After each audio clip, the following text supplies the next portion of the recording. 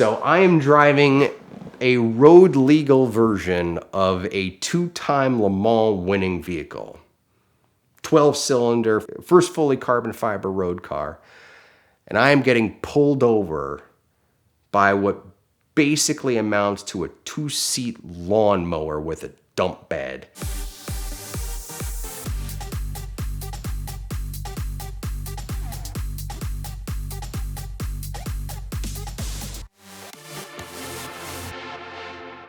I had recently acquired the XJR-15 that is mine. Of the road cars produced, there are only 3 that I can say definitively were born in colors that were not blue. There's evidence that there are 2 that may have been made in green, but there's nothing concrete. The only concrete evidence cars are the ones that were produced in yellow. The 3 cars are produced in yellow. Of the 3 cars produced in yellow, one of those cars is still in Brunei. So I've had the privilege of owning the other 2 yellow cars multiple times. One of the yellow cars was the very first XJR-15 that I ever procured. I procured it at a time when there was not a shot of me ever being able to afford it. Sold it to a client, bought it back from the client, sold it to another client. This particular yellow car is special, not only because it's one of the 3 known color cars. It's special because of the road cars produced, all of them were produced with a 5-speed synchronized gearbox. Like just a normal, like pretty much every single other normal road car. And one of them was produced with a 6-speed, basically a Hewland racing gearbox, you know, straight cut gears, dog box, and that is this particular yellow car. Takes what is already an absolutely mind-bending car and just turns it up another notch further. It takes something that is a full fat racing experience for the street and really takes it there. And it is just fantastic. On the 3rd go around, I said, you know what? If I'm gonna have one, this is the one I should have. I sent it to Amelia, and by the way, I was showing another car there that year, and I send this car down, and I deliberately do exactly 0 preparation on it. I don't even think I washed it. I literally stuck it on a truck, stuck it on the field, and that's it. I was quite proud of that fact because, yeah, everyone else is there and, you know, fawning and fettling their stuff. And I sent my car down there, and the first thing I did when I pulled it off the trailer was I took it out to go take it for a ride. So I pull it off the trailer at Peters Point, and I'm going down the street, and a bunch of car spotters and photographers are following, wanting to go take photos of the car at a location. So I'm driving on down the street. They're all following me. I have a bunch of guys behind me too. I can't go losing in traffic. So I'm driving along, and next XJR-15 is loud. I was having a conversation with a buddy of mine. I was saying, dude, I think this thing is in the cabin, it's got to be like 115, 120 decibels. And he goes, no way. It's like 100, 105 max. There's no way. So on my way home, I downloaded that. And this is my first time back, you know, the first time in the car with the new manifolds, no mufflers. And, you know, I mean, that car is just 6-into-1 long tube, big headers going off short pipes right out the back. That's it. It's big old 12-cylinder with nothing in the middle of it. If the app that I downloaded on my iPhone is to be believed, under wide open throttle, the average decibels are 118 with a max of 122 in the cabin. It is really loud. It is wildly loud in there. You can't drive that car without ears in. It's just unpleasant without them. The visibility in it's actually pretty good.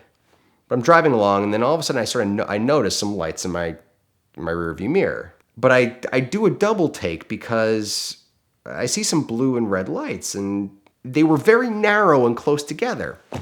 So I do a double take, and I realize these are blues and reds on a John Deere Gator. What on earth is going on? And my first instinct was, this is an imposter who's trying to mess with me. But then I look closely and I see, shield vinyl on it, and a guy who's certainly dressed like a police officer. And I think, okay, well, if this guy's pretending police officer. He's going pretty hard. And I have other witnesses around if something weird is going on or whatever. It was an artificially slow area. I was not driving in an enthusiastic manner. I was going from point A to point B. I was not doing anything crazy. But an XJR-15 is a crazy looking and crazy sounding thing that to a lot of people will look like it's doing a lot more than it actually is. So I am driving a road legal version of a 2-time Le Mans winning vehicle. 12-cylinder, first fully carbon fiber road car. And I am getting pulled over by what basically amounts to a 2-seat lawnmower with a dump bed, some lights, and a guy with a lot of anger and a strong sense of right and wrong and entitlement. I come to a roundabout and then he pulls up alongside of me and starts yelling, "Pull over." So I pull over. Open the door because I can't exactly communicate out of the window. So I open the door. So I start getting yelled at. You know, what do you think you're doing? All you guys blowing from out of town, driving like maniacs. I said, okay, well, how fast was I going? Doesn't answer the question, keeps on talking. I realized there's no way that he actually clocked me. It's a Gator. It doesn't have speed gear on it. It's a Gator. And he just kept on yelling at me. And I had other places to be. I had other stuff to do. I wasn't out just to play. And I said to him, I said, "Are you going to continue admonishing me or are you going to write me a ticket?" Knowing full well that he was going to write me a ticket anyway. So if you're going to write me a ticket, just get over with.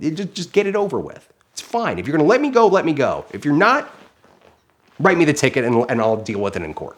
So he huffs over to his car and writes me a ticket, tells me, about needing to slow down and how, we have no respect for, continues to talk about how I have no respect for the locals, which, again, couldn't be further from the truth. Again, I can, Scout's honor, I was not doing anything that any reasonable human being would consider untoward.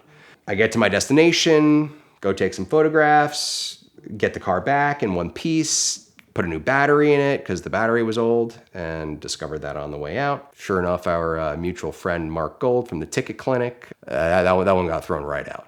And yeah, that was probably the most ridiculous police stop I've ever been on. Getting pulled over by a Gator, by a local police officer in Amelia Island in an XJR-15.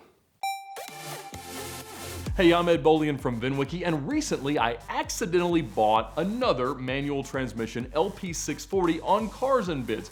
Unfortunately, I was bidding with money that I did not immediately or very easily have, and so my first call was to Premier Financial Services. The simple lease from Premier Financial Services is the most powerful tool in the world of exotic car financing. You get all the benefits of a traditional loan, like the ability to accumulate equity, pay it off at any time, and see exactly where you stand with an amortization table, but also all the great things about a lease, the tax treatment, the low payments, and things like that. So check out Premier Financial Services at the link in the description below to thank them for their support of VINwiki and to find out just how easy it can be to afford your dream car with Premier, or another one if that happens to you.